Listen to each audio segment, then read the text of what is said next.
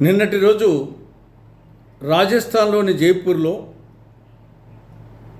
BJP శ్రేణులు cockroach Janata party కార్యకర్తల మీద, సభ్యుల మీద భౌతిక దాడులు చేయడం ఇది చాలా దుర్మార్గం. కాంగ్రెస్ పార్టీ ఈ చర్యను ఖండిస్తూ ఉంది. ఏం జరిగింది?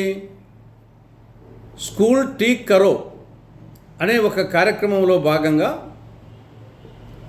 కాక్రోచ్ జనతా పార్టీ సహ వ్యవస్థాపక అధ్యక్షుడైనటువంటి అశుతోష్ రంకా నేతృత్వంలో కొంతమంది కాక్రోచ్ జనతా పార్టీ సభ్యులు, కార్యకర్తలు రాజస్థాన్లోని జైపూర్లో రాంపురా కన్వార్పురా అనే గ్రామంలో ఒక ప్రభుత్వ పాఠశాలలో అక్కడ వసతులు ఎట్టున్నాయి అని పరిశీలించే దానికోసం తనిఖీకి పోయారు.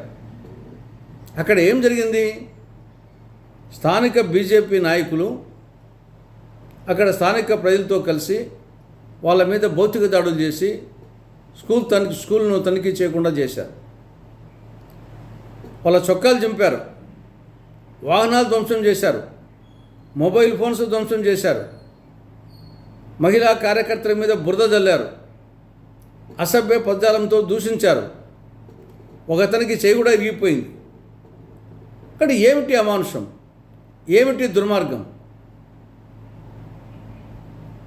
దీనివల్ల రాను రాను రోజు రోజుకు బీజేపీ కార్యకర్తల్లో, నాయకుల్లో ఒక అభద్రతాభావం, ఒక అసహనం అనేది రోజు రోజుకు పెరిగిపోతూ ఉన్నట్టు స్పష్టమవుతూ ఉంది. ఈ చర్యను కాంగ్రెస్ పార్టీ పూర్తిగా ఖండిస్తూ ఉంది. ఇది అప్రజాస్వామికం, అమానుషం, దుర్మార్గం, దౌర్జన్యం. ఇక రెండో విషయం, ఆంధ్రప్రదేశ్లో ఫీజు రీయింబర్స్మెంట్ బకాయిలు ఇవి రోజు రోజుకు కొండలా పెరిగిపోతున్నాయి. పేద విద్యార్థులు కూడా ఉన్నత చదువులు చదవాలన్న ఉన్నత ఆశయంతో 2008-09 విద్యా సంవత్సరంలో ఉమ్మడి ఆంధ్రప్రదేశ్లో ఆనాటి కాంగ్రెస్ ప్రభుత్వం ఫీజు రీయింబర్స్మెంటు, స్కాలర్షిప్ పథకాలను ప్రారంభించింది. అంటే ప్రభుత్వమే విద్యార్థుల తరపున ఆ యాజమాన్యాలకు ఫీజు చెల్లిస్తుంది. దీనివల్ల కొన్ని లక్షల మంది పేద విద్యార్థులు ఉన్నత చదువులు చదివి, ఉన్నత ఉద్యోగాలు పొంది, ఉన్నత జీవన ప్రమాణాలతో జీవిస్తూ ఉన్నారు. వైకాపా ప్రభుత్వం ఈ పథకాల పేర్లు మార్చింది. ఫీజు రీయింబర్స్మెంట్ పథకానికేమో జగనన్న విద్యా దీవెన అని పేరు పెట్టింది, స్కాలర్షిప్ పథకానికేమో జగనన్న వసతి దీవెన అని పేరు పెట్టింది. ఇక కూటమి ప్రభుత్వం వచ్చిన తర్వాత మొత్తం ఈ పథకాలనే పూర్తిగా నిర్లక్ష్యం చేస్తూ ఉంది. రీయింబర్స్మెంట్ చేయడం లేదు. ఇప్పటికి 9 క్వార్టర్ల బకాయిలు ఉన్నాయి ఫీజు రీయింబర్స్మెంట్ కింద.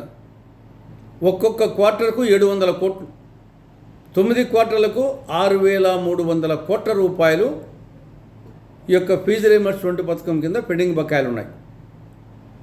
ఇక స్కాలర్షిప్ పథకం కింద 2 సంవత్సరాలకు, సంవత్సరానికి 1,100 కోట్ల రూపాయల చొప్పున 2 సంవత్సరాలకు 2,200 కోట్ల రూపాయలు స్కాలర్షిప్ పథకం కింద బకాయిలు ఉన్నాయి. రెండింటి కింద కలిసి 8,500 కోట్ల రూపాయలు పెండింగ్ బకాయిలు ఉన్నాయి. ఎంత? 8,500 కోట్ల రూపాయలు. కళాశాల యాజమాన్యాలు సిబ్బందికి జీతాలు ఇవ్వలేక, కరెంటు బిల్లులు కట్టలేక, మిగతా నిర్వహణ చేయలేక వాళ్ళు ఇబ్బందులు పడుతున్నారు. వాళ్ళేమో విద్యార్థుల మీద ప్రెజర్ చేస్తున్నారు, మీరన్నా కట్టండి అని చెప్పేసి. లేకుంటే సర్టిఫికెట్ ఏమో ఒరిజినల్ సర్టిఫికెట్ అంటున్నారు. దీనివల్ల విద్యార్థులు వీళ్ళు మానసిక వేదన గురవుతున్నారు. పేదలు ఫీజులు కట్టలేక, సర్టిఫికెట్లు పొందలేక, ఉన్నత చదువులకు, పై చదువులకు పోలేక, ఉద్యోగాలు పొందలేక వీళ్ళు అవస్థపడుతున్నారు పిల్లలు, తల్లిదండ్రులు.